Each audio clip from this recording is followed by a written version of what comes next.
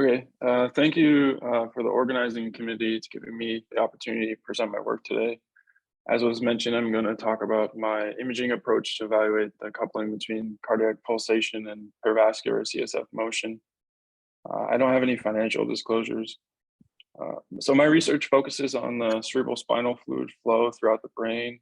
And as you can see here in red, there's the choroid plexus, which produces CSF throughout the day. And the CSF is distributed and flowing throughout this ventricular system and enters into this subarachnoid space, which surrounds the spinal cord and then also the brain. This CSF is thought to be penetrating into the brain around some periarterial spaces and even exchanging with interstitial fluid and really acting like a garbage disposal system of some toxic proteins within the brain. So my research is really trying to figure out what the engine is behind this garbage truck.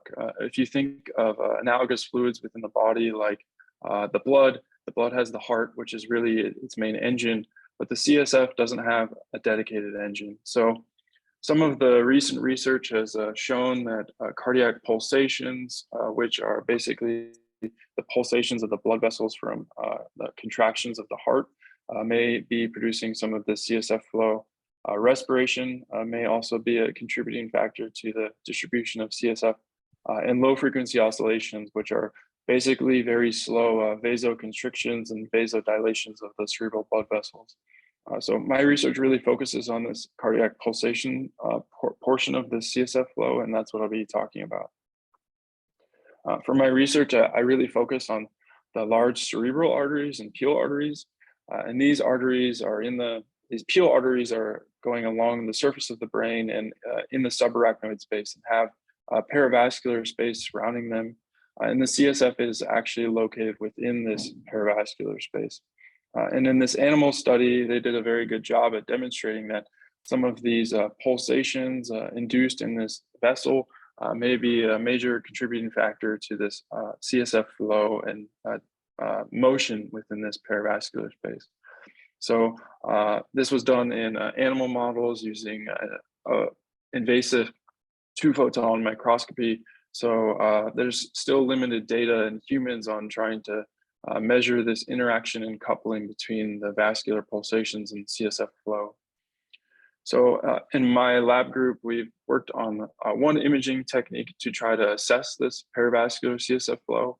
And we use a dynamic diffusion weighted imaging protocol.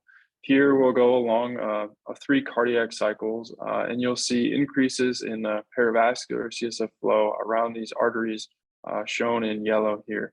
So you can see increases in this CSF motion corresponding to cardiac systole, which we think is due to these cardiac pulsations.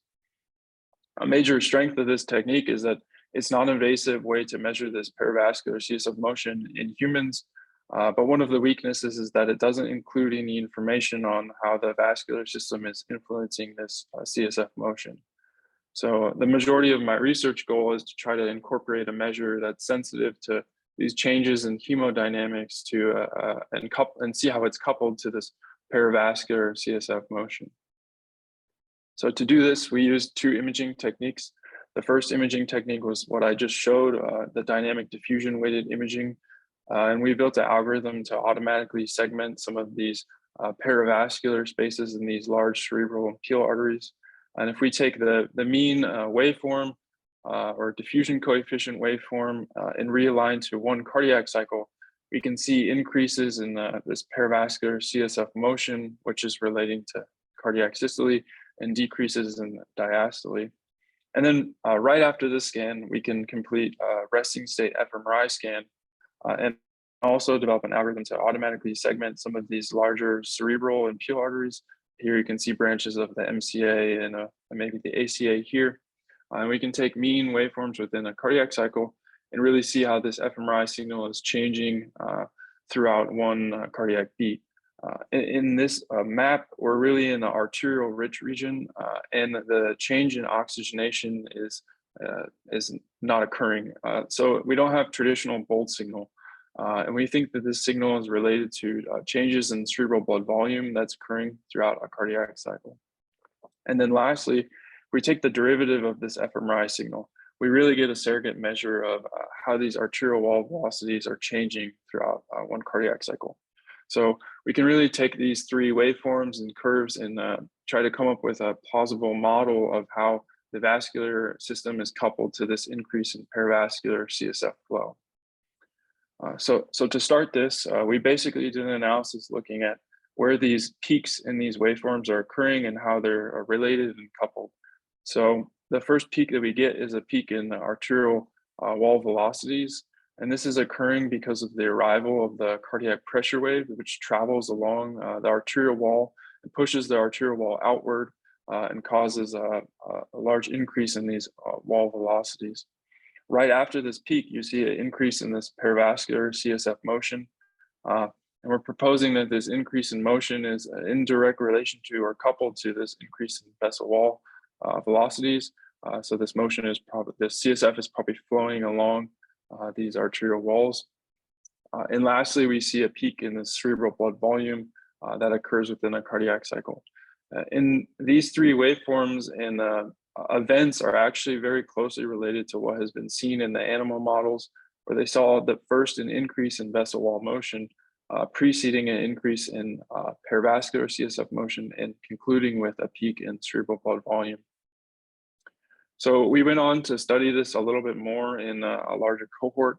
We looked at young adults first and saw that we had a consistent result of an increase in this vessel wall motion preceding this increase in perivascular CSF motion and concluding with a peak in cerebral blood volume.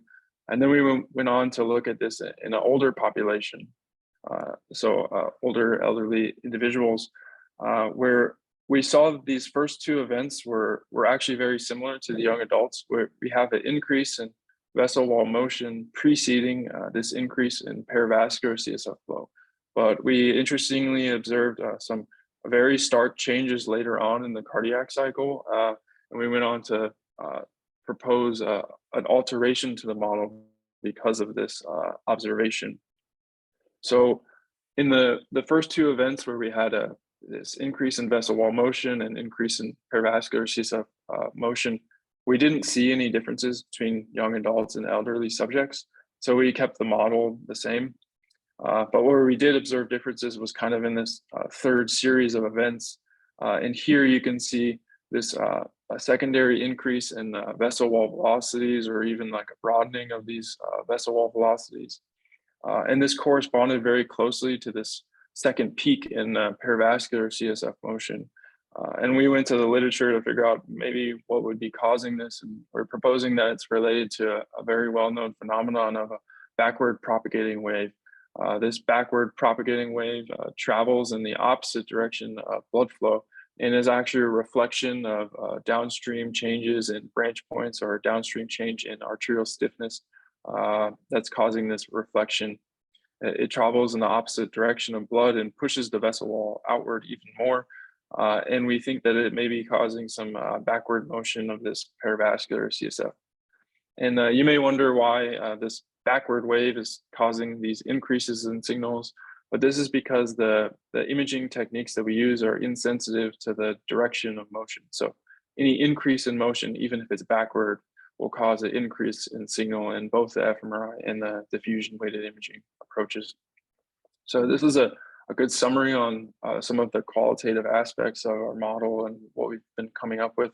We wanted to try to make our system a little bit more quantitative to see if we could distinguish or come up with differences between cohorts.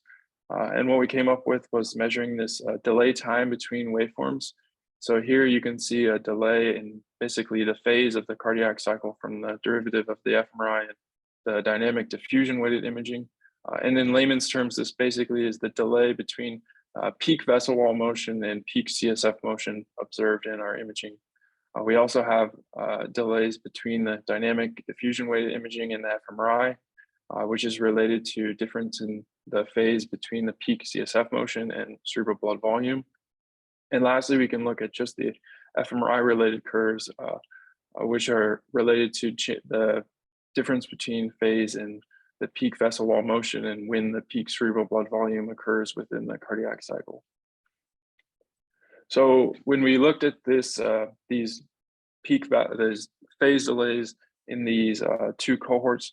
We didn't see any differences in the time delay between the vessel wall motion and CSF motion, but we did observe significant differences when looking at the delay between the peak CSF motion and peak cerebral blood volume between young adults and elderly cohorts. And we also observed significant differences in the between the peak vessel wall motion and cerebral blood volumes. So we think that these observations may be related to changes in arterial integrity that occur with aging.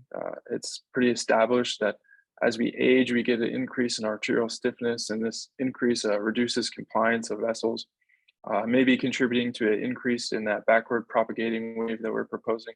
And we are looking forward to try to develop more on these findings.